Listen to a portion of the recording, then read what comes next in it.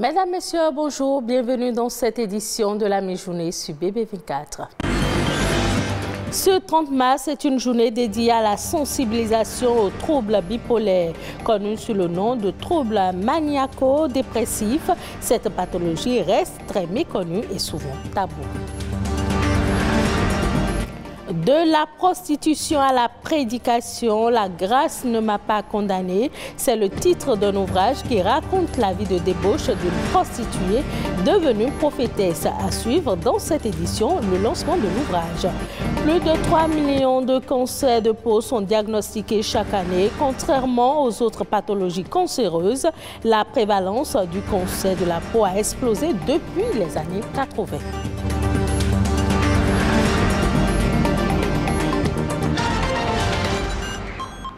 Bienvenue dans ce journal. Ce 30 mars est une journée consacrée aux troubles bipolaires. Le choix du 30 mars ne doit rien au hasard puisqu'elle coïncide avec la date de naissance du génie bipolaire Vincent van Gogh, né le 30 mars 1853. Les troubles bipolaires sont observés chez certaines personnes dans nos milieux de vie, des personnes qui voient leur humeur varier brusquement au nombre des symptômes distinctifs, un regard qui pourrait être exagérément joyeux ou sévère. Toutes les tranches d'âge sont exposées, jeunes, moins jeunes et adultes. BB24 s'est intéressé au sujet. C'est un reportage réalisé par Donatien Falola, Immaculée Oudete et Arnaud Kodjo Adadja. Dans les rues, les écoles ou ailleurs, des personnes sont sciemment ou inconsciemment partagées entre joie et nervosité. Il s'agit d'une pathologie. Elle est psychiatrique. Cet élève du CEGA Papa Centre en est fréquemment victime. Pour les gens comme moi, par exemple, je peux être en train de sourire, juste comme ça, et puis me mettre en colère, jusqu'à gifler la personne, juste parce que c'est venu comme ça. Et on a du mal des fois à s'expliquer pourquoi on réagit comme ça. Cette fille se trouve entre deux pôles qu'elle a du mal à s'expliquer. Qu'il soit élève, enseignant ou autre, la bipolarité se manifeste de plusieurs façons. Je suis fréquemment victime de ça. Les camarades qui font tout pour te changer d'humeur, tu quittes la maison heureux, tu viens à l'école, mais ils font tout pour te ramener sur le mauvais pied. Quand je prends le cas de mes professeurs, on est en train de sourire, mais plus brusquement, ils se mettent en colère et commencent à crier. Et tout doucement, ils se calment encore et commencent à sourire avec nous. Le mal a quelques explications. Il y a des individus qui sont tout joviales, mais vous leur placez un petit mot qui déclenche chez eux des réactions épidermiques. La manie, des états dépressifs. C'est comme la vie de couple, parce que cela arrive fréquemment dans la vie de couple aussi. Lorsque nous connaissons la cause du déclenchement de ce phénomène-là chez l'individu, on peut arriver à le canaliser. L'individu qui alterne une joie excessive, une énergie forte, et de l'autre côté, un état dépressif. C'est cet individu qu'on peut qualifier de quelqu'un qui souffre de la bipolarité. On a bien des raisons de s'interroger sur les causes. Là-dessus, il n'y a pas de spécificité. Néanmoins, la bipolarité peut être héréditaire. Elle peut être également issue de la prise ou non des substances toxiques. Le malade bipolaire nécessite obligatoirement une prise en charge. Pour pouvoir prendre ça en charge, il faut forcément une hospitalisation, amener la personne pour suivre la personne de plus près. Il y a certains médicaments pour réguler, les thymorégulateurs, des médicaments pour stabiliser l'humeur. Nous avons dit tout à l'heure qu'il y a une variation d'humeur. À ceci, il faut ajouter le soutien parental. De la prostitution à la prédication, la grâce ne m'a pas condamné. C'est un ouvrage autobiographique écrit par la prophétesse Anastasie Nguesson. Elle y raconte ses expériences, la vie de débauche qu'elle a connue et comment elle est arrivée à s'en sortir. Un bréviaire pour les jeunes qui ont, à tort ou à raison, des mœurs légères. Retour sur le lancement de l'ouvrage avec Immaculée Oudete et Oded Dossou. Riche de 184 pages, De la prostitution à la prédication est un ouvrage écrit par la prophétesse Anastasie Nguessan, une œuvre autobiographique. Déjà, on travaille 24 heures sur 24 pour avoir pas grand-chose, mais finalement, ce qu'on a, on pense que c'est grand-chose, mais des clients qui avaient des vies tentées, est-ce qu'ils allaient me tuer? Je ne sais pas. Donc il y a beaucoup de risques au fait. Je suis sortie de ce milieu-là, gloire à Dieu, j'aurais pu mourir, on aurait pu me kidnapper. Vous imaginez, j'étais en France, on m'aurait tué, je partais en Allemagne. Donc Jésus m'avait protégée durant tout ce temps. À travers cet ouvrage, Anastasie Nguessan vise un objectif bien précis. Ce qui m'a motivé à écrire ce livre, c'est la grâce. Parce que je raconte que la grâce ne m'a pas condamné. La grâce, c'est une personne. Il est écrit que la grâce est venue. Et la grâce, c'est Jésus-Christ. Et c'est Jésus qui me donne ce courage, cette audace. Il me dit, vas-y, écris ce livre afin de aussi impacter ces jeunes femmes qui se sentent seules, condamnées, et de leur dire, Jésus a fait pour moi, il peut aussi le faire pour vous. Cet ouvrage est donc un appel à changer de comportement, un sentiment unanimement partagé. Après avoir écouté Madame Nguessan Anastasie, moi je pourrais dire tout simplement que le courage conduit au bonheur. Parce que cette dernière a eu l'audace de pouvoir mettre par écrit son vécu, ce qui n'est pas donné à n'importe qui. Elle a prouvé dans ses écrits que tout est possible à qui y croit. Ce genre de témoignage, c'est un témoignage très poignant. Cela prouve que la prophétesse Anastasie a été réellement délivrée. Je crois que c'est intéressant et que ça peut aider plusieurs personnes. De la prostitution à la prédication, la grâce ne m'a pas condamné est donc cet ouvrage à travers lequel l'auteur prodigue des conseils à une jeunesse parfois en manque de repères et qui s'adonne à des vices condamnables. Plus de 3 millions de cancers de la peau sont diagnostiqués chaque année dans le monde. Le cancer de la peau est une pathologie provenant de la division incontrôlée des cellules de la peau. Mais quelle en est la cause et que faire pour ne pas en souffrir? C'est un reportage signé Amandine Aliamboussou. Le cancer de la peau est la principale cause de décès chez les personnes atteintes d'albinisme.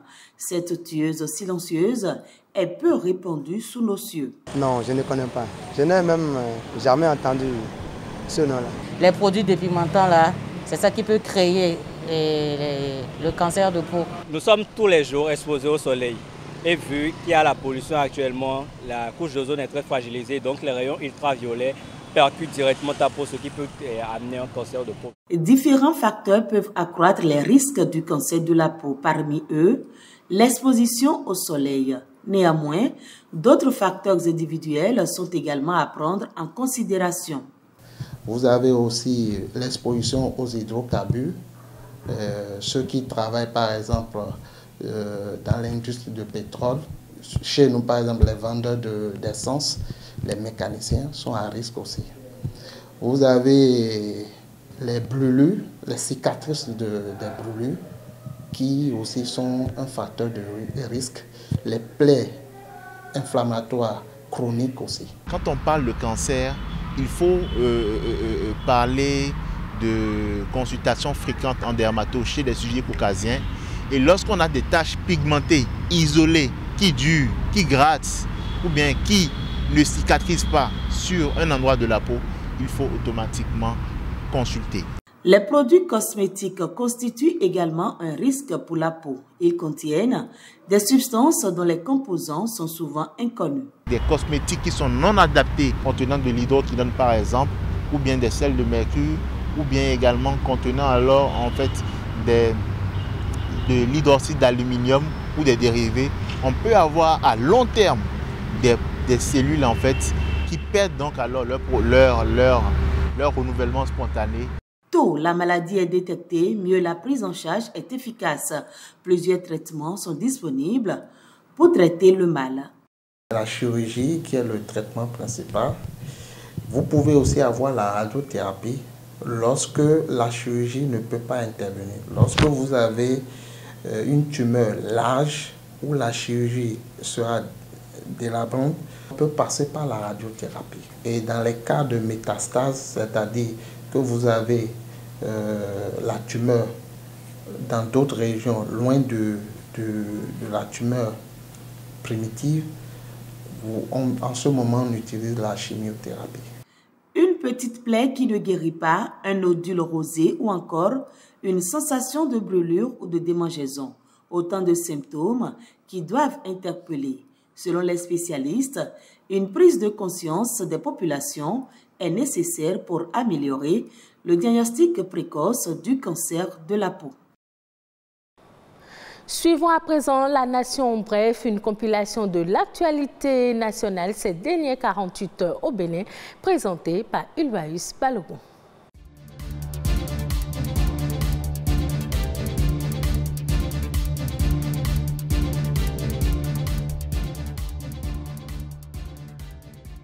L'Agence internationale de notation Fitch vient de confirmer la note de B+ attribuée au Bénin avec la perspective stable.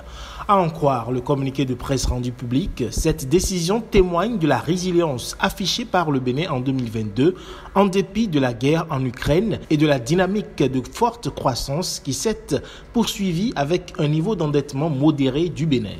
Fitch anticipe une accélération de la croissance à 6,5% en moyenne en 2023 et 2024, soutenue par la performance solide du secteur agricole et les investissements réalisés dans le cadre du programme d'action du gouvernement.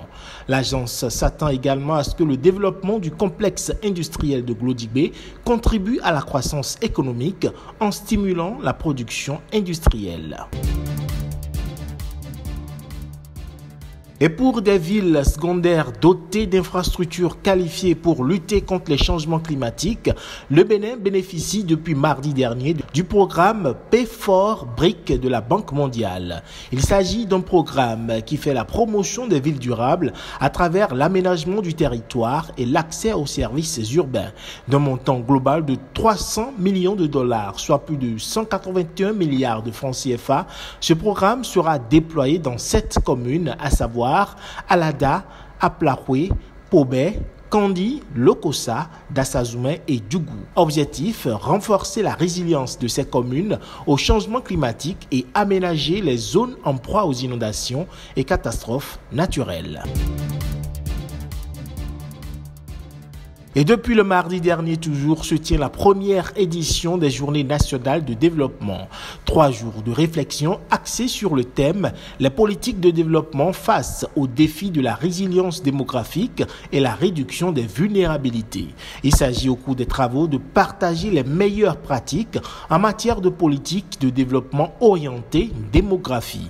Pour y arriver, les travaux s'articulent autour d'une série de réflexions sur les enjeux des politiques de développement face aux défis de la résilience démographique, sur l'identification des domaines d'intervention stratégiques favorables et démographiquement sensibles en Afrique en général et au Bénin en particulier, et sur l'analyse des stratégies de résilience aux différents chocs qu'ils soient économiques, politiques, sécuritaires, climatiques, sanitaires ou technologiques.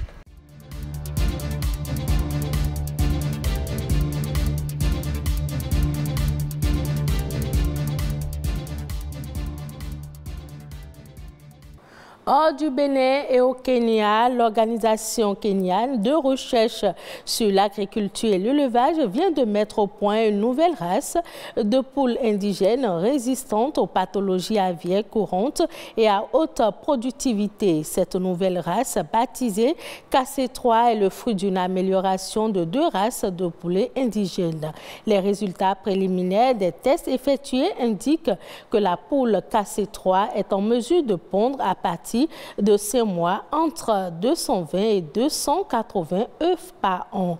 Globalement, cette innovation devrait contribuer à booster la production locale de volailles dans un contexte où la demande de poussins d'un jour sur le marché intérieur est évaluée à 2 millions de sujets par jour contre une offre locale de seulement 600 000 poussins.